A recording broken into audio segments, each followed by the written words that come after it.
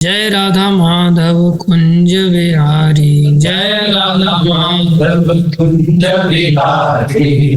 गोपी जन वल्लभ गिरवरधारी, गोपी जन वल्लभ गिरवरधारी।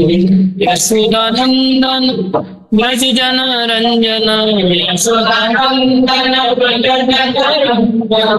यशोदानंदन ब्रज जन रंजन, यशोदानंदन ब्रज जन रंजन। यमुना तीरावनचारी, यमुना तीरावनचारी। यमुना तीरावनचारी, यमुना तीरावनचारी। जय राधा माधव कुंज विहारी, जय राधा माधव कुंज विहारी। गोपी जन वल्लभ गिरवरधारी, गोपी जन वल्लभ गिरवरधारी। हरे कृष्णा कृष्णा कृष्णा हरे हरे राम राम राम हरे हरे। हरे कृष्णा कृष्णा कृष्णा हरे हरे। हरे राम राम राम हरे हरे। हरे कृष्णा कृष्णा कृष्णा हरे हरे, हरे राम राम राम हरे हरे। हरे कृष्णा कृष्णा कृष्णा हरे हरे। हरे राम राम हरे। हरे कृष्णा कृष्णा कृष्णा हरे हरे, हरे राम राम राम हरे हरे। हरे कृष्णा हरे कृष्णा कृष्णा हरे राम हरे राम हरे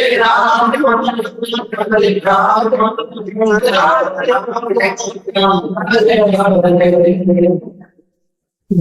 और हरि बोल हरि बोल हरि बोल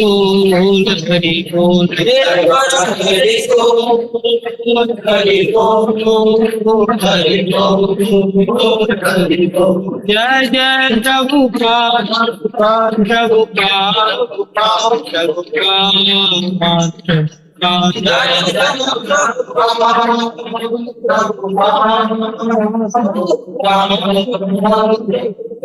जय जय गुरुदेव गुरुदेव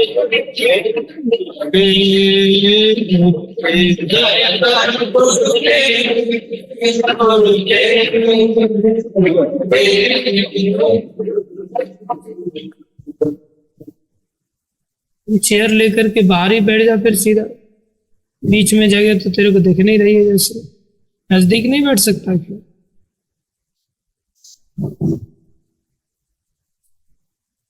मंदिर में सुनते हो तो नजदीक आकर के सुना करो, दीवारों का सहारा नहीं लेने का। आधा घंटा 1 घंटा भी हम ठीक से नहीं सुन सकते, क्या कष्ट उठाएंगे। उत्तम तो वैष्णव है ही नहीं, उसको तो सुनने की समझने की जरूरत है ही नहीं। संगति का विशेष ध्यान रखा करो कि हम किसकी संगति करें। जिसकी संगति करते हैं वो व्यक्ति वैसा ही बन जाता है।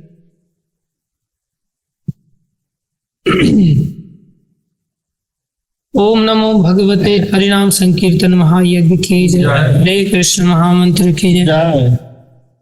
जगत गुरु श्री प्रभुपाद की जय। श्री गुरु महाराज की जय। अनंत कोटि वैष्णव वृंद की जय। आप सब भक्तों की जय। ओम नमो भगवते वासुदेवाय। ओम नमो भगवते वासुदेवाय। ओम नमो भगवते वासुदेवाय। ओम नमो भगवते वासुदेवाय।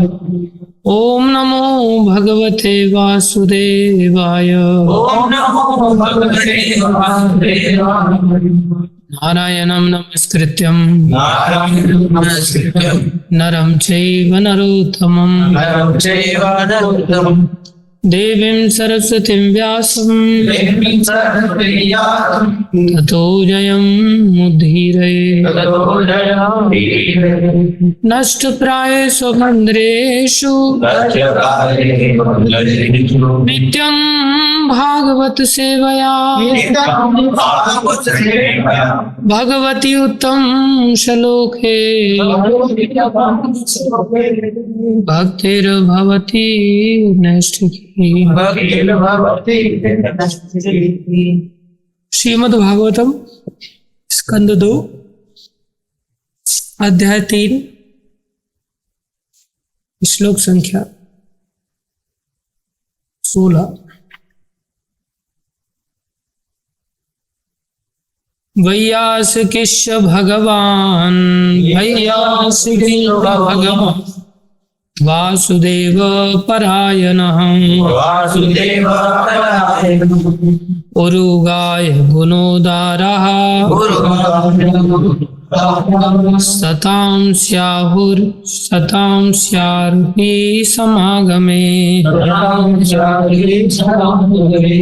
वैयासिकिश्च भगवान्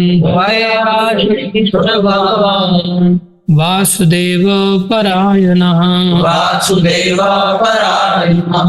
उरुगाय गुणोदारा सतां स्युर्हि समागमे। वैयासिकिश्च भगवान् वासुदेव परायणः उरुगाय गुणोदाराः सतां स्युर्हि समागमे। शब्दार्थ वैयासिकी ही व्यास देव के पुत्र च भी भगवान दिव्य ज्ञान से पूर्ण वासुदेव भगवान कृष्ण पर परायणः अनुरक्त उरुगाय महान दार्शनिकों द्वारा महिमान्वित भगवान कृष्ण का गुण उदारा महान गुण सताम भक्तों का स्युः अवश्य हुआ ही निश्चय ही समागमे की उपस्थिति से। अनुवाद व्यास पुत्र सुखदेव गोस्वामी दिव्य ज्ञान से पूर्ण भी थे और वसुदेव पुत्र भगवान श्री कृष्ण के महान भक्त भी थे। अतएव भगवान कृष्ण विषयक चर्चाएं अवश्य चलती रही होंगी, क्योंकि बड़े बड़े दार्शनिकों द्वारा तथा महान भक्तों की सभा में कृष्ण के गुणों का बखान होता रहता है।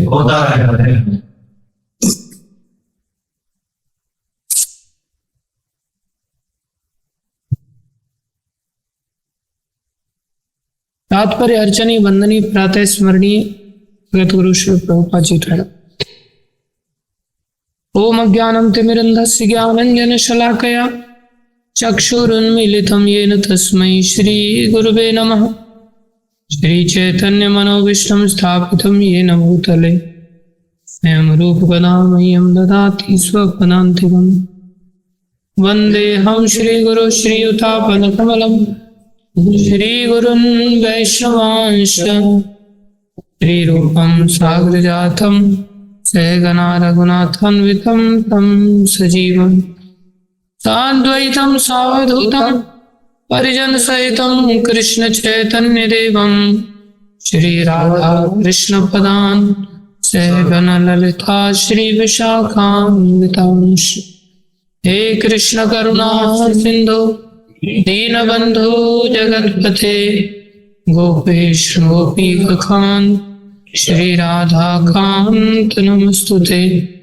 तप्त कांचन गौरंगी राधे वृंदावनेश्वरी वृषभानुसुते देवी प्रणमामि हरिप्रिये। वाञ्छाकल्पतरुभ्यश्च कृपा सिन्धुभ्यैव च पतितानां पावनेभ्यो वैष्णवेभ्यो नमो। जय श्री कृष्ण चैतन्य प्रभु नित्यानंद श्री अद्वैत गदाधर शिवासादि गौर भक्तवृंद। हरे कृष्णा कृष्णा कृष्णा हरे हरे, हरे राम राम राम हरे हरे। हरे कृष्णा कृष्णा कृष्णा हरे हरे, हरे राम राम राम हरे। हरे कृष्णा कृष्णा कृष्णा हरे हरे, हरे राम राम राम हरे हरे। गुरुवे गौरचंद्राय राधिकाय तदालय कृष्णाय कृष्ण भक्ताय तद्भक्ताय नमो।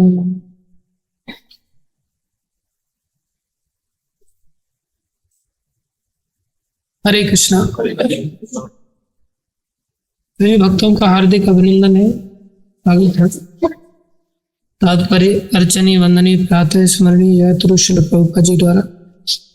श्रील प्रभुपाद की ध्यान से सुनेंगे सभी। इस श्लोक में सताम शब्द अत्यंत महत्वपूर्ण है। सताम का अर्थ है शुद्ध भक्त,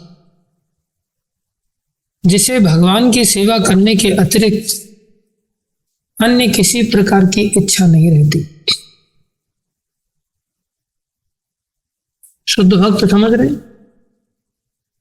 जिसे भगवान की सेवा करने के अतिरिक्त अन्य किसी प्रकार की इच्छा है। ऐसे भक्तों की संगति में ही भगवान कृष्ण के दिव्य यश का सही वर्णन हो।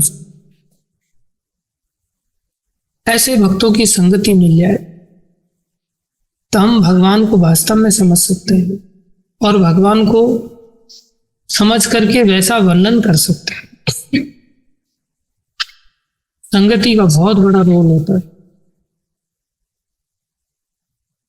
अन्य कोई इच्छा ही ना हो किसी प्रकार,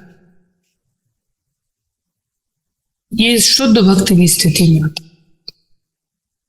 भगवान की सेवा, शुद्ध भक्त केवल भगवान की सेवा। भगवान की सेवा कैसे होगी? किसी की भी सेवा कैसे होती है?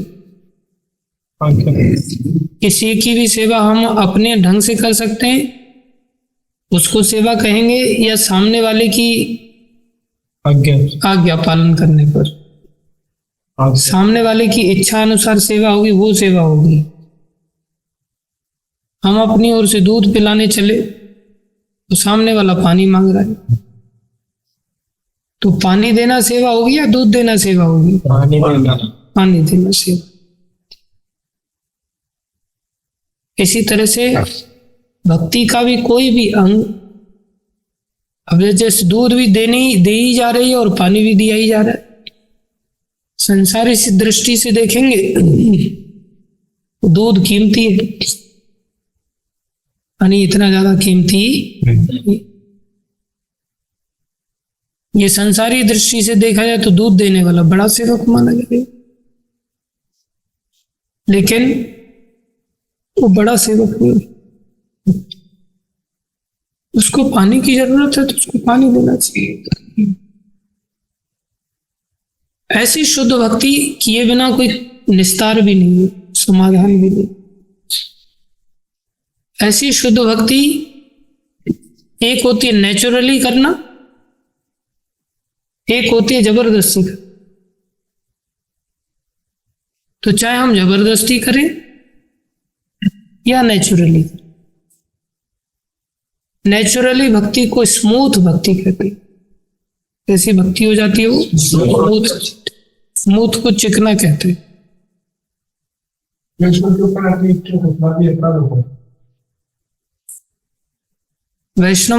अपनी इच्छा थोपना तो अपराध है ही। वैष्णवों के ऊपर अपनी इच्छा थोपने नहीं आए, उनकी इच्छा का पालन करने के लिए। उनकी इच्छाओं को अपने ऊपर थोपना सीखना चाहिए। आज तक यही तो किया है। भगवान के ऊपर ज्यादातर संसार अपनी इच्छाएं तो थोपता है। भगवान के सामने अपनी इच्छाएं लिस्ट लेकर के संसारी लोग जाते हैं। जैसे भगवान के पास जाते हैं ऐसे ही भक्तों के पास जाते हैं। यही तो संसारिकता है। ऐसी संसारिकता वाली जो भक्ति है वो भगवान के पास नहीं पहुंचा पाती। भगवान के पास लेके जाना है अगर किसी ने, तो उसको चाहिए कि वो भगवान की सेवा के अतिरिक्त और कोई इच्छा ही ना हो। भगवान की सेवा कैसे? जब हम भगवान की इच्छा का पता करें, भगवान की इच्छा क्या है, उनके अनुसार सेवा करें। भगवान की इच्छा सीधे सीधे तो पता चलेगी नहीं। भगवान की इच्छा उनके शुद्ध भक्तों के माध्यम से पता चलेगी। तत्विधि प्रणिपातेन परिप्रश्नेन सेवया उपदक्षन्ते ते ज्ञानम तत्वदर्शन। उनके पास जाने पर, विनम्रता से समर्पण होने पर, जब वो अपनी इच्छाएं व्यक्त करते हैं तब पता चलता है। आज हम बहुत रहस्य की बात बताएंगे। आज तक हमने नहीं बताई, आज बताएंगे गुरु कृपा से। तो क्योंकि ऐसा प्रसंग यहां पर आया है। एक होती है स्मूथ भक्ति। स्मूथ भक्ति मतलब भगवान की सेवा उनकी इच्छा अनुसार नेचुरली होने लग जाए तो स्मूथ भक्ति कहते हैं। हमारा राग उसमें आ गया, हमारा प्रेम जागृत हो, रागानुगा भक्ति कहते हैं। अब ऐसा राग आता तो है नहीं, क्योंकि हमारी अपनी भी इच्छाएं भरी पड़ी। तो फिर लेकिन करना फिर भी वही है। जैसे बालक है, शुरुआत में पढ़ना नहीं चाहता, लेकिन पढ़ना फिर भी उसको है, तो उसको कहते स्मूथ नहीं पढ़ाई कहेंगे, उसको रफ पढ़ाई कहेंगे। जैसे कोई स्मूथ चीज हो, जैसे शुरुआत में आप लोगों ने कभी पट्टी पर पढ़ाई की हो, पट्टी पर पढ़ाई की हो, तो उस पट्टी को कांच की बोतल से घोटते थे, ऐसे घिसते थे, उसे फिर ऐसे हाथ घुमा के देखते थे, वाह चिकना हो गया। बचपन में हम लोगों ने ऐसी पढ़ाई को सौभाग्य मिला। एक चिकनी भक्ति, एक खुरदरी भक्ति, रफ भक्ति, इसमें आनंद की अनुभूति नहीं होती, लेकिन करनी वही पड़ती है। चाहे जल्दी करो या देर से करो, इस जन्म में करो या अगले जन्म में करो। जितना देर से करेंगे उतनी ही कठिनाई है। जितने जन्म लगाएंगे उतने ही जन्मों के गंदे संस्कार साथ में पड़ते चले जाएंगे। उन गंदे संस्कारों को मिटाने में उतनी ज्यादा ताकत लगेगी। इस जीवन की अवधि में चाहे पहले करो या बाद में करो, जितना जल्दी करेंगे उतना आसान होगा, जितना देर लगाएंगे उतना। सोचे अपने आप स्मूथ भक्ति हो जाएगी, स्मूथ भक्ति नहीं होगी, संघर्ष है। ये तो टग ऑफ वार चलता ही रहेगा, इतना आसान नहीं है, समय लेता है। तो एक सेवा है जो आसानी से होती है, तो रागानुगा भक्ति। एक सेवा है जो जबरदस्ती करते हैं, उसे वैदिक भक्ति। कौन सी भक्ति? वैदिक भक्ति। और एक सेवा है जो न आदेश का पालन आसानी से हो रहा है, न कठिनाई से हो रहा है। अपनी इच्छा अनुसार हम वैसी ही क्रियाएं मिलती जुलती कर रहे हैं, आदेश के अनुसार पानी मांग रहा है कोई व्यक्ति, और हम आराम से बैठे हुए हैं पीठ लगा करके बढ़िया, और कोई बड़े व्यक्ति ने पानी लाना तो अरे यार इसको अभी पानी मांगना था मेरे से, क्योंकि उस मुद्रा में बैठे हुए ना, तो वो व्यक्ति फिर भी मना तो कर नहीं सकता, अरे पानी लाना पड़ेगा, जाकर के पानी ला करके दे। एक है जो कैंकरी मुद्रा में बैठा है हनुमान जी की तरह, टकटकी लगा करके, काश मेरे को भी कोई सेवा का सौभाग्य मिल जाए, फटाक से उठ के ले आएगा। तो एक ने सेवा कैसे की, उसको आनंद की अनुभूति हुआ, और एक ने सेवा कैसे की,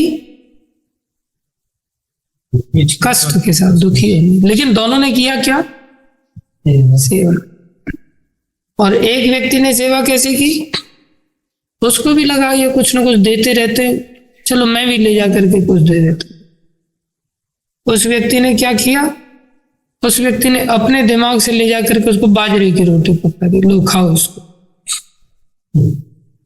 कोई ना कोई कुछ ना कुछ दे ही रहा है, मैं भी दे देता हूं। तो अपने मन से उसने सेवा की, उसने भी कुछ सोचा होगा। तो ये 3 प्रकार की सेवाएं हुई, एक मनमानी सेवा, एक दोनों ही आज्ञा में है, लेकिन एक दुखियों की आज्ञा पालन और एक आनंद के साथ प्रसन्न होकर के आज्ञा पालन। तो हर व्यक्ति संसार में इन सब फेजेस से गुजरता है। शुरुआत में सब मनमानी सेवा करते हैं, उसके बाद फिर दुखी होकर सेवा करते हैं, फिर उसके बाद प्रसन्न होकर के आनंद पूर्वक सेवा करते हैं। समय होता है सब। कोई व्यक्ति आनंद पूर्वक सेवा कर रहा है, जरूरी नहीं कि जीवन भर आनंद पूर्वक ही सेवा करता रहे, नीचे भी आ सकता है।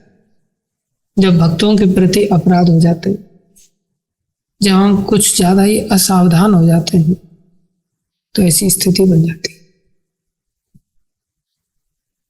जैसे रामायण में एक वानर था, द्विविद, बहुत शक्तिशाली वानर था,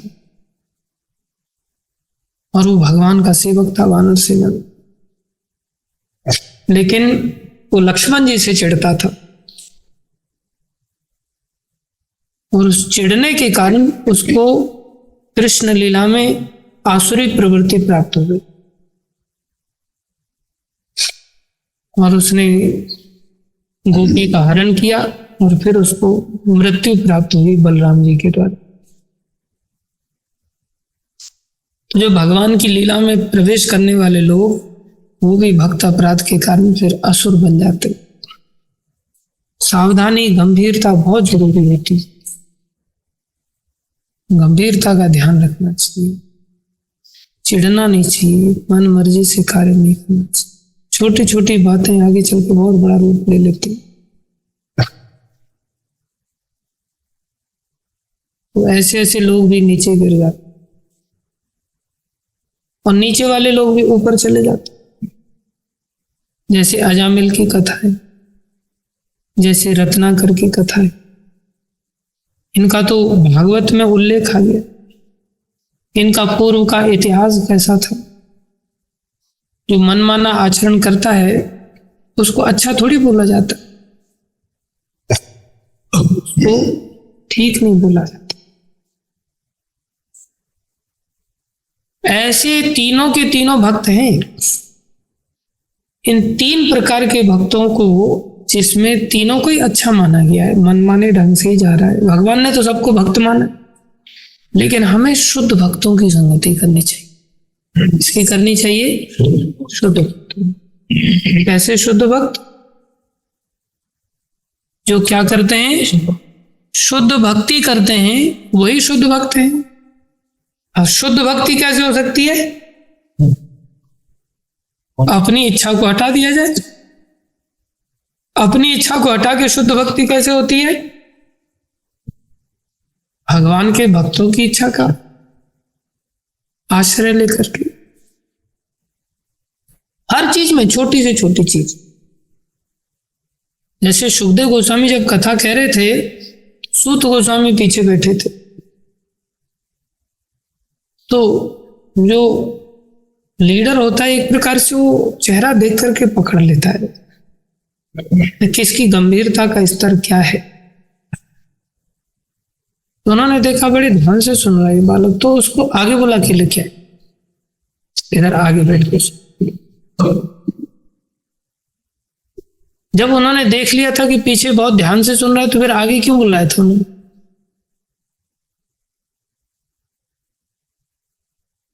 क्यों बुलाया था?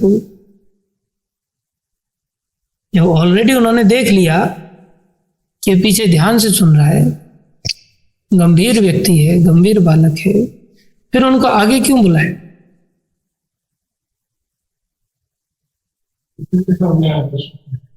दूसरों के सामने क्या आदर्श रखने कि बाकी लोग भी ध्यान से सुनेंगे इनको देख करके। अच्छी बात है। और कुछ? और गंभीर बनने की। और गंभीर बनने की। कैसे गंभीर बनेंगे आगे आने से? बोले जब शुद्ध भक्त, अब शुद्ध भक्त किसको कहेंगे? मैंने फिर से आपको ध्यान देने वाली बात है, समझ लो अच्छी तरह से। जो शुद्ध भक्ति करता है, शुद्ध भक्ति क्या है? भगवान की इच्छा के अनुसार सेवा करना। भगवान की इच्छा कैसे पता चलती है? भगवान के भक्तों से, भगवान के भक्तों के अनुसार सेवा करना, उसे शुद्ध भक्ति कहते हैं। चाहे वो दुखी होके करे या सुखी होके करे, दोनों ही कैसे हैं? शुद्ध भक्ति। समझ में आ रहा है? तो शुद्ध भक्त का सानिध्य हर दृष्टि से बहुत कल्याणकारी होता है। इतनी सूक्ष्म दृष्टि से भी कल्याणकारी होता है कि उसके मुंह से निकली हुई हवा, उसके मुंह से निकली हुई सांसों के माध्यम से जो हवा है वो भी पवित्र कर देती। अब हवा 4 किलोमीटर तक तो जाएगी नहीं, सामने जो बैठे रहेंगे वही तो हवा लेंगे ना। इसलिए ऐसे शुद्ध भक्तों का हवा से पवित्र करने के लिए उन्होंने अपने पास बुला लिया, इधर आ जाए।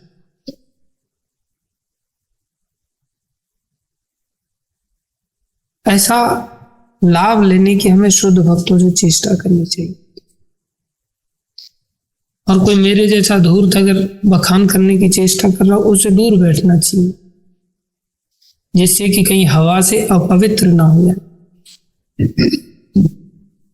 ऐसी चेष्टा करनी चाहिए। संगति का इतना बड़ा अंतर आ जाता है। वही सूत गोस्वामी आगे चल करके इतने बड़े वक्ता बने, इतने बड़े कल्याणकारी, सब जगह उन्होंने कथाएं सुनी। सिर्फ आगे पीछे बैठने का डिफरेंस देखो कितना ज्यादा है। तब हम सीखते नहीं, समझते नहीं, पता नहीं चलता। हम अपने जीवन में कई सारे मंदिरों में घूमे फिरे, तो हम सोचते थे कि यार कहीं ठीक नहीं, वहां से वो व्यक्ति भाग गया, वहां से वो व्यक्ति भाग गया, वहां से वो व्यक्ति भाग गया, मंदिर के सिस्टम ठीक नहीं। जब वास्तविकता यह कि भक्ति इतनी आसान नहीं, इच्छाओं को साइड में करके रखने वाली, चलने वाली। तो लेकिन नजर ऐसा आता है कि मंदिर ठीक नहीं है। कमी अपने अंदर होती है, लेकिन कमी दिखाई दूसरे के अंदर। हमने सोचा सब लोग भागी जाते हैं, हम कहीं मंदिर में ज्वाइन कर लिए तो हम भी भाग जाएंगे। और कई बार ऐसा लगता है ये इतना सिंसियर व्यक्ति ये कैसे भाग गया। सिंसियरिटी का एनालिसिस हम क्रियाओं से करते हैं, सिंसियरिटी का एनालिसिस उसके मन की दशा से होना चाहिए। आंखें खोल के सुन। अब जैसे एक बालक था, यहाँ आता था, 17-18 किलोमीटर से बाइक चला करके आ जाता था मंगल आरती को। आता था कि नहीं? विवेक नाम था ना उसके। और यहाँ के रहने वाले बच्चे लोग पहुंच नहीं पाते थे, वो इतनी दूर से आ जाता, ऐसा लगता था कितना सिंसियर है।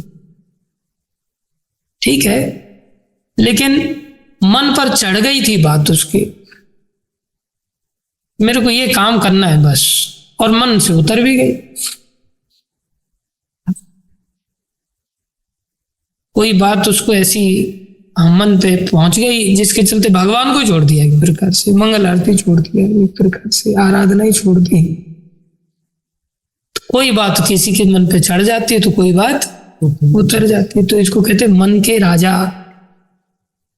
क्या कहते हैं? मन के राजा।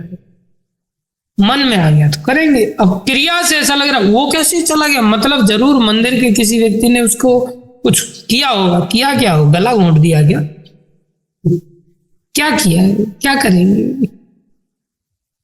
ज्यादा से ज्यादा मान अपमान आया होगा, या सर्दी गर्मी आई होगी, या सुख दुख आया होगा किसी प्रकार का, और क्या क्या किया होगा।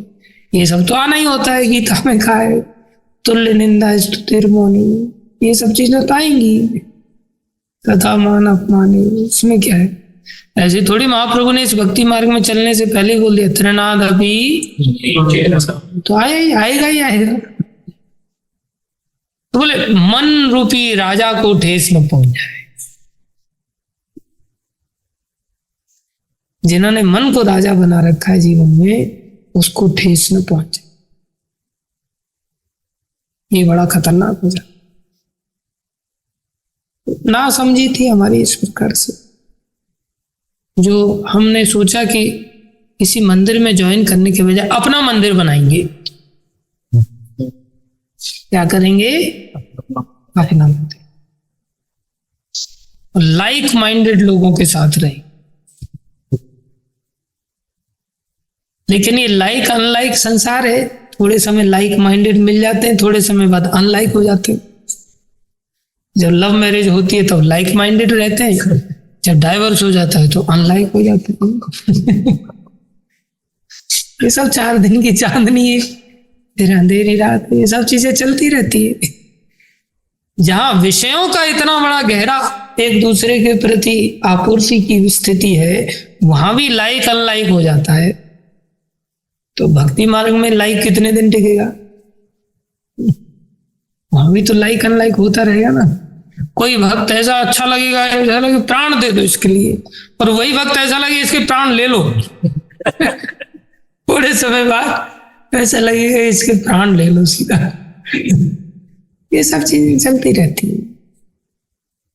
लेकिन शास्त्र के आधार को जब हम समझ करके चलते हैं ना, तब वो भक्ति वास्तविक भक्ति कहलाती। लाइक माइंडेड अनलाइक माइंडेड से काम नहीं चलता। गुरु जी के पास गए कि ऐसे ऐसे हम कोई मंदिर का कार्य करना चाहते हैं, कोई व्यक्ति जमीन दे रहा है, महाराज जगह जगह सेंटर खोलना चाहते हैं। तो महाराज ने आदेश दे दिया, ठीक है खोलो।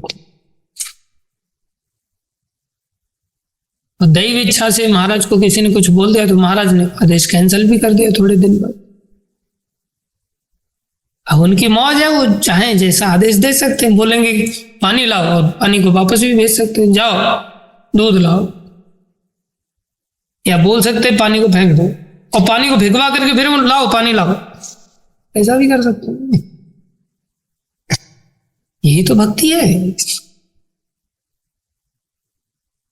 जैसे हमने एक घटना सुनाई थी, एक महात्मा, उनका पुत्र भी था, उनका शिष्य भी था। शिष्य को ज्यादा प्रेम करते, पुत्र बोला आप इतना प्रेम उसको क्यों करते, हमें क्यों नहीं करते, हम दोनों ही लोग पढ़ते हैं आपके पास। जैसे गुरु द्रोणाचार्य का पुत्र अश्वत्थामा भी है और अर्जुन भी। तो उन्होंने बोला अच्छा बताएंगे कभी। तो क्या किया उन्होंने, बोला अच्छा बच्चों चबूतरा बनाओ। तो चबूतरा बनाओ, आए देखने के लिए, ये क्या बना दिया, उखाड़ो इसको, भिगवा दिया, उखाड़वा दिया, और फिर उखाड़ दिया। अच्छा एक काम करो फिर से बनाओ, एक बार उखाड़ करके बना दिया। फिर आए बोले ये क्या बनाया, ये ठीक नहीं, फिर से उखाड़ो। ऐसा 100 बार बनवा दिया उन्होंने। उखाड़ना। और बताओ गुरुजी मूर्ख थे या बुद्धिमान? बड़ा होशियार है तो एकदम से बुद्धिमान। उनका बेटा बोला कि पिताजी सठिया गए, 60 वर्ष से ऊपर की स्थिति हो गई, काम धंधा कुछ है नहीं, क्या ये बुद्धि लगा रहे हैं, देखो बार बार खाली श्रम नहीं करवा रहे, वो दिखा रहे हैं कि किसमें कितनी श्रद्धा है, और उनका चेला बनाता चला गया। तब उन्होंने बुलाया, देखो वो दुखी नहीं हुआ इस बात पर, तुम दुखी हो, इतना बड़ा अंतर है। तो गुरुजी की मौज है, वो कहेंगे आज्ञा दे दिए जाओ सेंटर बनाओ, और वो वापस भी बुला सकता है, चलो छोड़ो अब नहीं करना। लेकिन हम लोग करते रहे, हमने सोचा लाइक माइंडेड लोगों के साथ रहना, यहां से भागेंगे नहीं, परिस्थिति ऐसी निर्माण होगी नहीं कि भाग जाए, जीवन कट जाएगा। या एक सेंटर बना के रख देते, कभी दूसरे सेंटर में आगे चले जाएंगे महाराज के आदेशानुसार, और कभी भागना पड़ा तो भाग के अपने सेंटर में तो आ जाएंगे, संसार में नहीं जाएंगे। इस एंगल से कम एक सिक्योरिटी तो होगी ना, संसार में नहीं भटकना पड़े। दिमाग बढ़िया था कि नहीं? ऐसा खूब दिमाग लगाया। लेकिन महाराज ने बोला कि ऐसा भी हो सकता है, ऐसा भी हो सकता है, ऐसा भी हो सकता है। शुरुआत में हो सकता है तुम्हें सफलता भी मिल जाए, लेकिन बाद में ये कठिनाइयां आ सकती है। उन्होंने ये नहीं कहा आएगी ही, ये कठिनाइयां आ सकती। और भगवान तो अपने भक्तों का ध्यान रखते, उनके वचनों को सत्य करते। कुछ एक कठिनाइयां आ गई, जैसा गुरु जी ने बताया था, एक प्रकार से वो लाइक माइंडेड एरिया ही अनलाइक माइंडेड हो गया। लेकिन शुरुआत में इतने लाइक माइंडेड होकर के हम लोग प्रयास कर रहे थे, गाड़ी आगे चल रही थी, बड़ी अच्छी गाड़ी आगे चल रही थी। अब महाराज का आशीर्वाद एक प्रकार से था नहीं, अब प्रचार करेंगे तो लोगों को कहां से दीक्षा दिलाएंगे? जब महाराज आएंगे नहीं तो किससे दीक्षा दिलाएंगे, कैसे लोगों को कनेक्ट करेंगे, क्या करेंगे? तो फिर मैं था और मेरा पार्टनर अद्वैत आचार्य प्रभु थे, हम दोनों ने सोचा भाई किसी एक को तो पूरी तरह से समर्पण करना पड़ेगा। महाराज तो समर्पण मांगते हैं,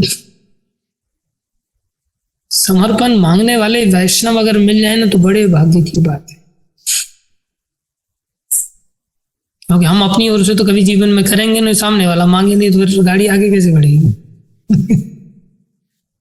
महाराज तो ऐसे कृपा करते नहीं, करते हैं सब पर करते हैं, लेकिन जब देख लेते हैं हाँ इसको थोड़ा सा मेरे से प्रेम हो गया है, तब फिर रबर तानते हो। तो उन्होंने पूछा, हमें पता था कि बिना समर्पण के, तो समर्पण मतलब आज्ञा पालन, तो सोचा कि कौन समर्पण करेगा। तो आपस में हम लोगों ने डिसाइड किया कि आप समर्पण करो, क्योंकि आप लोकल हो, यहाँ के लोकल व्यक्ति एक प्रकार से प्रचार के लिए आवश्यक होता है। तो आप समर्पण करोगे तो महाराज आपको कहीं दूसरी जगह आज्ञा देंगे नहीं, मैं समर्पण कर दूंगा तो हमारी जोड़ी टूट जाएगी, क्योंकि मेरे को कहीं भी फेंक देंगे महाराज, इस सेंटर में चले जाओ, उस सेंटर में चले जाओ, ऐसा कर लो, ऐसा कर। तो बोले हाँ ये ठीक है। तो अद्वैत आचार्य प्रभु ने समर्पण कर दिया, महाराज ये आश्रम है, ये आश्रम की चाबी है, आप चाहें तो ताला लगा दीजिए, आप चाहें तो खुला रहने दीजिए, जैसा आप चाहे वैसा कर लेते हो। तो महाराज बड़े प्रसन्न हो गए और महाराज आश्रम में आ गए। कीर्तन हुआ, कथा हुई, सब लोगों से वार्तालाप हुआ। महाराज बोले ठीक है तुम यही रहो। तो कुछ बना बिगड़ा थोड़ी ना, वैसे के वैसे ही चलता रहा, बनी गया काम, बिगड़ा तो नहीं था। लेकिन महाराज मेरे को घूर घूर के देखते थे, एक ने समर्पण किया ना, दूसरे ने समर्पण नहीं किया। संगे शक्ति कलयुग है, कलयुग में संग में शक्ति होती है। तो हम सोच रहे थे ये संग टूटना नहीं चाहिए हमारा, तभी गाड़ी हम लोग आसानी से और आगे बढ़ा के ले जाएंगे। ऐसा लग रहा था कार्य तो हम कर रहे हैं ना, बुद्धि खराब, क्या कर सकते। मैं जलगांव में आता जाता रहता था, वहाँ स्टूडेंट प्रीचिंग को भी हम थोड़ा सा प्रयास करते थे। तो ज्यादातर रहते सेंटर में ही थे, लेकिन अब महाराज उनसे पूछते कि ये कहाँ रहता है। अगर वो कह दे कि महाराज ये यहीं रहते, तो महाराज उन पर चिड़े, तो इसको रखता क्यों है यहाँ, इसका तो समर्पण है नहीं, तो इसको क्यों रखता है। तो इसके चलते हम लोगों ने प्लानिंग किया कि ऐसा बोलना है कभी भी कि आप आए तो ये अभी अभी जलगांव से आए। ऐसी सेटिंग करके चलते थे। ये सब रहस्य की बातें हैं जो मैं आज आपको थोड़ा सा बता रहा हूँ। संगति का यहाँ विषय निकला कि किस प्रकार से सेवा करनी होती है, किस प्रकार से संगति इनकी डालती। मन तो अपने अनुसार हवाई किले बनाता, ऐसा करेंगे, ऐसा करेंगे, ऐसा करेंगे। तो फिर महाराज हाँ थोड़ा घूर घूर के देखते, चल ठीक है, मतलब तुम तो नहीं रखा ना कोई, यहाँ आया है। 2-4 भक्तों के साथ जाते थे वहां, महाराज को प्रणाम करते, महाराज फिर भी कृपा भी करते हो, थोड़ी नाराजगी भी दिखाते। अब देखो वैष्णव लोग ऐसे ही नाराजगी नहीं दिखाते, हमें अपना मानते हैं तो ही नाराज हो सकते। अपनों से तो नाराज हुआ जाता है, परायों से थोड़ी नाराज हो। एक प्रकार से तो नाराज भी होते, लेकिन साथ में सावधान भी करते। एक रहस्य मेरे को पता चला, अद्वैत आचार्य प्रभु ने मेरे को बताया, महाराज आपके बारे में क्या बोल रहे थे पता है। बोला क्या बोल रहे थे बताओ। महाराज बोले ये दुर्योधन है।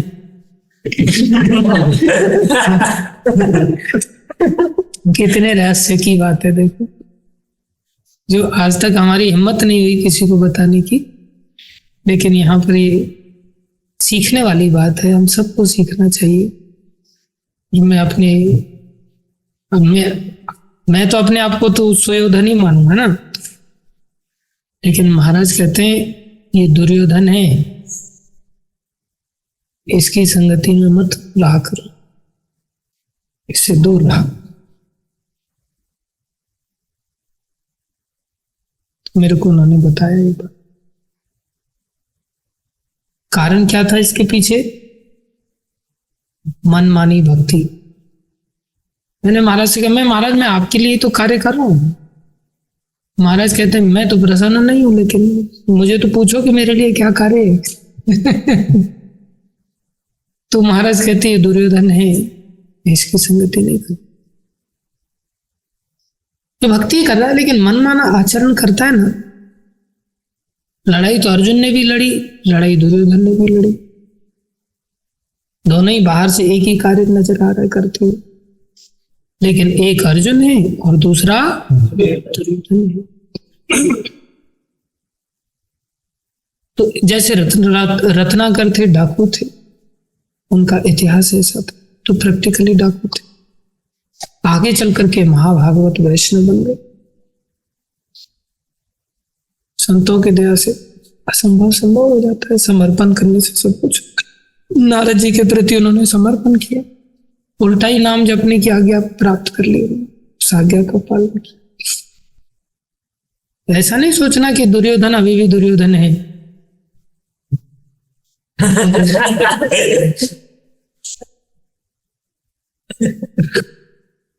दुर्योधन तो दुर्योधन नहीं है, दुर्योधन का तो उद्धार हो गया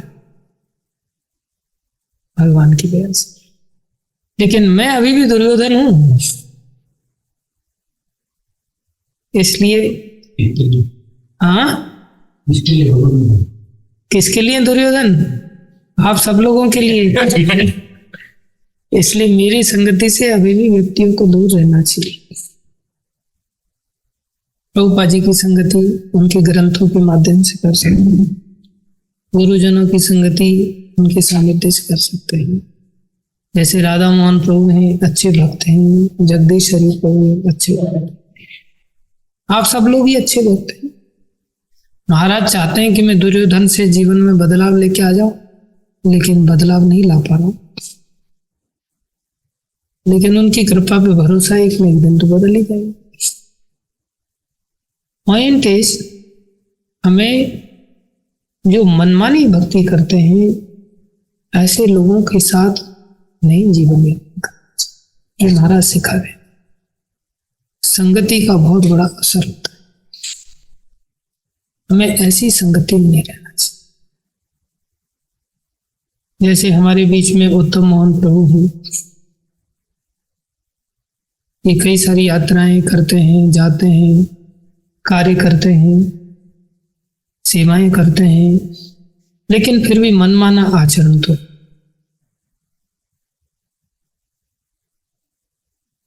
इसलिए ऐसे भक्तों की संगति नहीं करनी चाहिए। ऐसा नहीं सोचना चाहिए कि ऐसा ही है, सदा ऐसा ही रहेगा। इसके अंदर का भी बदलाव आया तो बदलाव पूरी तरह से भी आ सकता है। कुछ मेरे जैसे डीठ हो सकते जो दुर्योधन थे, दुर्योधन हैं और दुर्योधन ही रहेंगे। नहीं रहेंगे। ये परंपरा बड़ी श्रेष्ठ है। इस परंपरा ने मृगरारी जैसे लोग किए। कैसे आपने कह दिया कि दुर्योधन ही रहेंगे? दुर्योधन थे, दुर्योधन हैं, आने वाले समय में नहीं रहेंगे। नहीं रहेंगे मतलब संसार में नहीं रहेंगे ऐसा नहीं, दुर्योधन नहीं रहेंगे, बदल जाएंगे, प्रवृत्ति नहीं रहेगी। सही बात। ये प्रवृत्ति का बदलाव वैष्णव के सानिध्य में आ जाए। वैष्णव लोग तैयार करते, सिर्फ कोई नया कोई तीर नहीं चलाना होता। नित्यम भागवत थोड़ा जप करना होता है, आरती करना होता है, भक्ति करना होता है, उनकी आज्ञा अनुसार जीवन जीना होता है। कुछ लोगों में ऐसा एक मैजिक होता है कि वो अपनी ओर लोगों को खींच लेते। पूर्व जन्मों के संस्कार के कारण थोड़ा बहुत गुरु कृपा से मेरे अंदर भी वो वर्ड जगलरी है।